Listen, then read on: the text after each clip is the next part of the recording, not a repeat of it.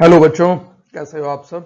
तो बेटा जो हम कंटिन्यू कर रहे थे अपने इसके अंदर सॉलिड स्टेट के अंदर, ये लास्ट टॉपिक है आपका, that is electric properties of solid and magnetic properties of solid.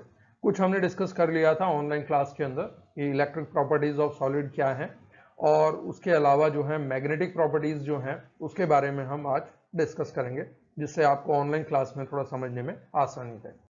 सबसे पहले मैंने आपको बताया था बैंड थ्योरी। जो बैंड थ्योरी है वो ये कहती है कि तीन तरह के बैंड्स होते हैं। एक तो वैलेंस बैंड जिसमें इलेक्ट्रॉन मौजूद होते हैं, दूसरा एक कंडक्शन बैंड जिसके अंदर इलेक्ट्रॉन जाते हैं, और तीसरा जो है वो आपका फर्मी एनर्जी बॉन्ड भी कह देते हैं या फॉरबिडन जोन भी कह देते हैं, जिसके अंदर जो एक गैप है इसके बीच में, हमारा वैलेंस बैंड और कंडक्शन बैंड के बीच में जो एक गैप है इसको हम कहते हैं फर्मी एनर्जी। यानी इतनी एनर्जी चाहिए जब इलेक्ट्रॉन जो है वैलेंस बैंड से कंडक्शन बैंड में जाएगा। तो जो हमारे मेटल्स हैं उसके अंदर मैंने बताया कि आपको जो जगह है फॉरबिडन जोन की वो बहुत कम होती है, तो इलेक्ट्रॉन सीधे वैलेंस बैंड से कंडक्शन बैंड में इजीली चले जाते हैं, या थोड़ा सा गैप होता है जिससे इलेक्ट्रॉन जो है वो चले जा सकते हैं। लेकिन जो हमारे सेमी कंडक्टर्स हैं उसके अंदर थोड़ा सा ज्यादा गैप होता है।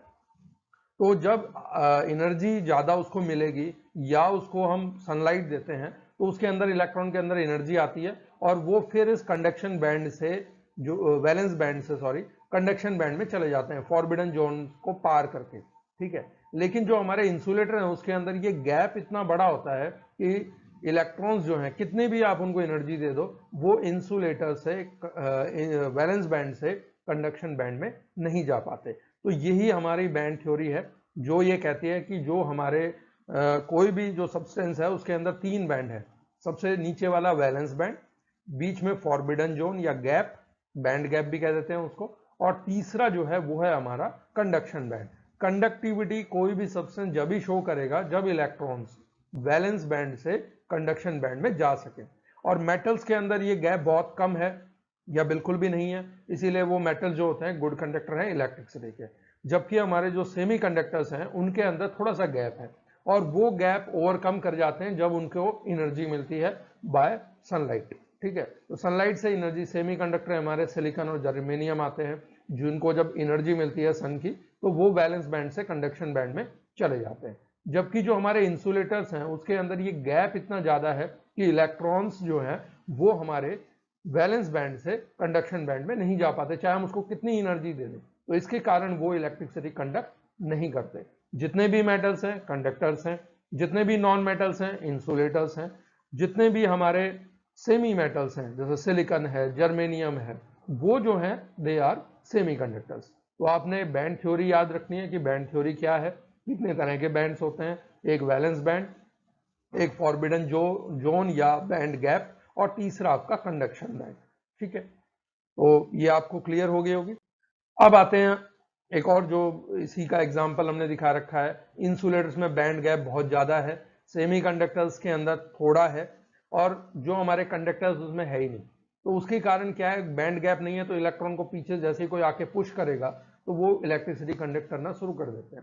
जबकि सेमी कंडक्टर्स के अंदर नैरो गैप है, तो इलेक्ट्रॉन को जब एनर्जी मिलती है तो वो बैंड गैप को ओवरकम करके कंडक्शन बैंड में आ जाते हैं। जबकि यहाँ पे गैप बहुत ज्यादा है, उसके कारण इलेक्ट्रॉन इन वैलेंस बैंड से इस कंडक्शन बैंड में नहीं आ पाते क्योंकि यहाँ पे वाइड बैंड गैप है। तो इसी के हिसाब से बैंड थ्योरी के हिसाब से, बैंड थ्योरी बेसिकली ये बताती है कि कोई इलेक्ट्रिसिटी कंडक्ट क्यों कर पाता है और कोई इलेक्ट्रिसिटी कंडक्ट क्यों नहीं कर पाता। तो ये थ्योरी, बैंड थ्योरी जो है उसके हिसाब से हमने इन तीन में डिवाइड किया। वैसे एक और होते हैं सुपर कंडक्टर्स। सुपर कंडक्टर्स क्या है, जिनके अंदर जीरो रेजिस्टेंस है, जिनके अंदर रेजिस्टेंस है ही।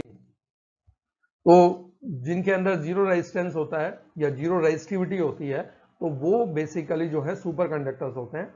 और उनको बेसिकली बनाया कैसे जाता है, जब हमारे मेटल्स हैं या जो अलॉयज हैं उनको बहुत कूल टेम्परेचर के ऊपर किया जाता है, बहुत लो टेम्परेचर पे किया जाता है, तो उनके अंदर रेजिस्टेंस एक तरह से खत्म हो जाता है। तो those are called superconductors. यानी मेटल्स की हम क्या कर रहे हैं, कंडक्टिविटी को इंक्रीज कर रहे हैं, उसका रेजिस्टेंस को खत्म कर रहे हैं। तो दो substance are called superconductors, और जो फिनोमिना है that is called superconductivity. Now next जो टॉपिक है हमारा magnetic properties. Magnetic properties solid में कौन कौन सी हैं, या सॉलिड को हम उनकी मैग्नेटिक प्रॉपर्टीज के हिसाब से कितने पार्ट्स में डिवाइड कर सकते हैं। तो सबसे पहली बात, मैग्नेटिज्म कहाँ से आता है, कोई भी सॉलिड है वो मैग्नेटिज्म क्यों शो करती है। उसके बेसिकली जो है, एक तो इलेक्ट्रॉन्स का मूवमेंट है अपनी ऑर्बिटल्स में, दूसरा इलेक्ट्रॉन का स्पिन है अपनी एक्सिस के ऊपर, और तीसरा अराउंड द न्यूक्लियस। तीन तरह से जो है इलेक्ट्रॉन्स में रिवॉल्यूशन होता है, तो उसके कारण से वो जो है मैग्नेटिक प्रॉपर्टीज शो करते हैं। तो ये दो आपको बता दिए कि एक तो जैसे जो हमारा इलेक्ट्रॉन्स है वो न्यूक्लियस के चारों ओर चक्कर लगा रहा है, दूसरा अपनी एक्सिस पे भी चक्कर लगा रहा है, ठीक है। तो इन दोनों के कारण जो सॉलिड स्टेट है उनके अंदर मैग्नेटिज्म क्रिएट होता है। अब classification, diamagnetic, paramagnetic, ferromagnetic, anti ferromagnetic and ferrimagnetic. हमने जो हमारे सॉलिड सब्सटेंसेस हैं उनको इन पांच के अंदर हमने डिवाइड किया हुआ है, diamagnetic, paramagnetic, ferromagnetic, anti ferromagnetic and ferrimagnetic. अब इनको हम एक एक करके डिटेल्स में पढ़ेंगे। अब जो सबसे पहली चीज हमने पढ़ी थी डायमैग्नेटिक और पैरामैग्नेटिक। जो मैग्नेट से अट्रैक्ट हो जाता है वो पैरामैग्नेटिक है, और जो मैग्नेट से रिपेल होता है वो हमारा डायमैग्नेटिक है। और इसके अंदर हमने पहले भी पढ़ा हुआ है कि पैरामैग्नेटिक सब्सटेंस वो होते हैं जिनके अंदर अनपेयर्ड इलेक्ट्रॉन्स हो, और डायमैग्नेटिक वो होते हैं जिसके अंदर सारे इलेक्ट्रॉन्स पेयर्ड हैं, यानी कोई भी अनपेयर्ड उसमें नहीं है। ये हमारे पैरामैग्नेटिक हैं जिसके अंदर इलेक्ट्रॉन्स अनपेयर्ड हैं। ये फेरोमैग्नेटिक हैं। देखो फेरोमैग्नेटिक में सभी इलेक्ट्रॉन्स का अलाइनमेंट एक ही डायरेक्शन में, ठीक है। तो जिनका इलेक्ट्रॉन्स का अरेंजमेंट एक ही डायरेक्शन में हो वो हमारे फेरोमैग्नेटिक है। एंटी फेरो में देखोगे आप अपोजिट डायरेक्शन में है और इक्वल नंबर में है, ठीक है। जिसके अंदर अपोजिट डायरेक्शन में हो और इक्वल नंबर में हो वो कैंसिल आउट कर जाते हैं एक दूसरे के अलाइनमेंट को, तो उसके कारण मैग्नेटिज्म नहीं हो पाता। जबकि फेरी मैग्नेटिक के अंदर अपोजिट डायरेक्शन में है बट अनइक्वल नंबर, ठीक है, यानी एक डायरेक्शन में ज्यादा होंगे और दूसरी डायरेक्शन में कम होंगे, तो इनके कारण जो है इनके अंदर मैग्नेटिज्म पाया जाता है। जो हमारे डायमैग्नेटिक है वो हमने ऑलरेडी पढ़ लिया है, जिसके अंदर अनपेयर्ड इलेक्ट्रॉन्स है ही नहीं, सारे इलेक्ट्रॉन्स पेयर्ड है वो डायमैग्नेटिक है। जिसमें इलेक्ट्रॉन्स जो है अनपेयर्ड है वो पैरामैग्नेटिक है। फिर जिनके अंदर इलेक्ट्रॉन का डायरेक्शन एक ही में डायरेक्शन में है तो वो हमारे फेरोमैग्नेटिक हैं। जिनमें अपोजिट डायरेक्शन में है और इक्वल नंबर में है वो एंटी फेरोमैग्नेटिक है। ये मैग्नेटिज्म को कैंसिल आउट कर देते हैं, तो नेट मैग्नेटिक मोमेंट आपका यहाँ पे जीरो होगा।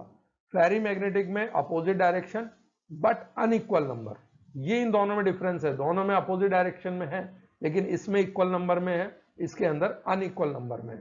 तो अनइक्वल नंबर होने के कारण इसके अंदर मैग्नेटिज्म पाया जाता है। तो पैरामैग्नेटिक जो हमारे मटेरियल्स हैं इनके अंदर हमारे एग्जाम्पल आते हैं, प्लेटिनियम है, एल्यूमिनियम है, कॉपर सल्फेट है। क्योंकि इनके अंदर अनपेयर्ड इलेक्ट्रॉन्स हैं, तो अनपेयर्ड इलेक्ट्रॉन्स होने के कारण जो है ये मैग्नेटिज्म शो करेंगे और मैग्नेट से अट्रैक्ट होंगे। तो इनके अंदर बेसिकली अनपेयर्ड इलेक्ट्रॉन्स के कारण मैग्नेटिज्म क्रिएट होता है या डायपोल क्रिएट होता है, तो उसी के कारण जो है ये मैग्नेट से अट्रैक्टेड होते हैं। दूसरे हमारे फेरोमैग्नेटिक अभी हम पढ़े, जिसके अंदर इलेक्ट्रॉन्स का अलाइनमेंट एक ही डायरेक्शन में हो, वो सारे हमारे फेरोमैग्नेटिक के अंदर आते हैं और इनके अंदर मैग्नेटिज्म बहुत ज्यादा होता है, ठीक है। एक ही डायरेक्शन में होने के कारण इनका मैग्नेटिज्म सबसे ज्यादा होगा। फेरोमैग्नेटिक के अंदर हमारे एग्जाम्पल आते हैं, आयरन है, कोबाल्ट है, निकल है, जो सबसे ज्यादा मैग्नेट से अट्रैक्ट होते हैं। तो आयरन, कोबाल्ट, निकल, मैंगनीज, ये सारे जो है, आर्सेनिक, ये सारे हमारे फेरोमैग्नेटिक सब्सटेंस के अंदर आते हैं और इनके अंदर परमेबिलिटी जो होती है वो ज्यादा होती है, ठीक है, यानी इनका स्ट्रॉन्ग फोर्स ऑफ अट्रैक्शन है टुवर्ड्स मैग्नेट।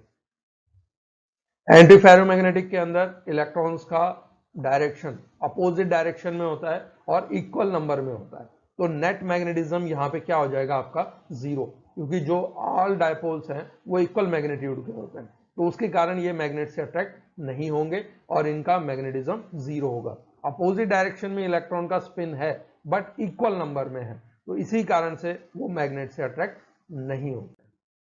देन फेरी मैग्नेटिक, अभी हमने जैसे पढ़ा था कि इनके अंदर जो है इलेक्ट्रॉन्स का अलाइनमेंट जो होता है वो अपोजिट डायरेक्शन में होता है लेकिन अनइक्वल नंबर में होता है, तो अनइक्वल नंबर होने के कारण इनके अंदर डायपोल मोमेंट होता है और डायपोल मोमेंट के कारण ही जो है ये भी मैग्नेट से अट्रैक्ट होते हैं। इसके अंदर आपका निकल, फेरिट, फेरस फेराइट, ये सारे जो एग्जाम्पल हैं these are of ferromagnetic, और आपने एग्जाम्पल सभी के याद रखने हैं क्योंकि वहां पे आपके एग्जाम्पल जो हैं वो पूछे जा सकते हैं। जैसे आपका अभी पीछे एंटी फेरोमैग्नेटिक था, तो Mn के जो कंपाउंड्स हैं, Mn2O3 है, MnO है, वो सारे एंटी फेरोमैग्नेटिक के एग्जाम्पल हैं। ये फेरी मैग्नेटिक के हैं, निकल, फेराइट, फेरस। और फेरोमैग्नेटिक के हमने पढ़ा था जो बहुत ज्यादा स्ट्रांगली अट्रैक्टेड होते हैं मैग्नेट से, जिसके अंदर हमारा आयरन, कॉपर एंड निकल, ठीक है, तो वो हमारे उसमें आते हैं। अब एक चीज और आपने ध्यान रखनी है, वो चीज ध्यान रखनी है आपने फेरी टेम्परेचर या क्यूरी टेम्परेचर। क्यूरी टेम्परेचर क्या है? जिस टेम्परेचर के ऊपर जिस क्रिटिकल टेम्परेचर के ऊपर फेरी मैग्नेटिक सब्सटेंस जो है वो किस में चेंज हो जाए, पैरामैग्नेटिक के अंदर, उस क्यूरी टेम्परेचर या उस क्रिटिकल टेम्परेचर को हम कहते हैं क्यूरी टेम्परेचर। ठीक है, जिस टेम्परेचर पे जो हमारे फेरी है या फेरो हैं, ये जो है कन्वर्ट हो जाए पैरामैग्नेटिक सब्सटेंसेस में। तो ये एक पर्टिकुलर टेम्परेचर होता है जिस टेम्परेचर के ऊपर जो है डायपोल का अलाइनमेंट जो होता है वो मैक्सिमम हो जाता है। ठीक है, तो वो आपका क्यूरी टेम्परेचर है। तो उम्मीद करता हूं एक शॉर्ट वीडियो मैंने आपको बनाया है जिसके अंदर आपकी इलेक्ट्रिकल और मैग्नेटिक प्रॉपर्टीज आपकी क्लियर हो गए होंगे। इलेक्ट्रिक प्रॉपर्टीज के अंदर आपने बेसिकली जो है बैंड थ्योरी पढ़नी है। 3 तरह के बैंड है, वैलेंस बैंड, दूसरा फॉरबिडन जोन और कंडक्शन बैंड। जब इलेक्ट्रॉन वैलेंस बैंड से कंडक्शन बैंड में जाएंगे तो इलेक्ट्रिसिटी कंडक्ट करेगा, वो हमारा कंडक्टर होगा। अगर गैप बिल्कुल नहीं है तो कंडक्टर्स है, थोड़ा सा गैप है, हाई टेम्परेचर के ऊपर वो कंडक्टिविटी शो करता है, तो वो आपका जो है सेमी कंडक्टर्स में आ गया। और जिसके अंदर बहुत ज्यादा गैप है तो वो आपके इंसुलेटर्स में आ गए।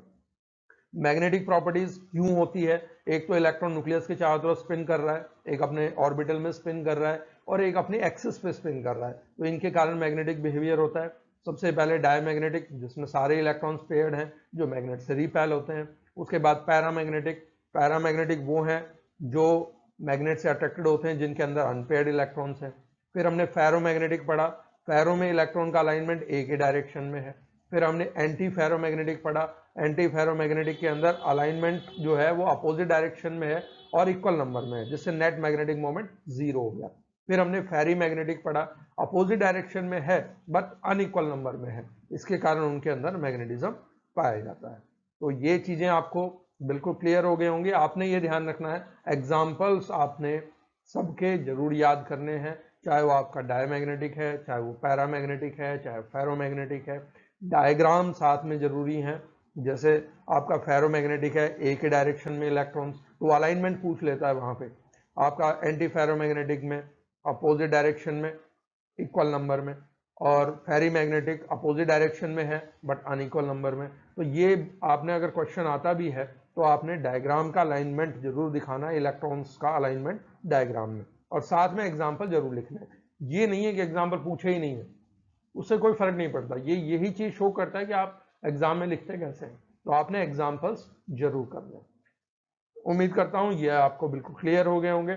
फिर भी अगर आपको कोई डाउट रहता है तो वो आप मुझसे कंसल्ट कर सकते हो किसी भी टाइम पे। Okay, thank you, stay safe.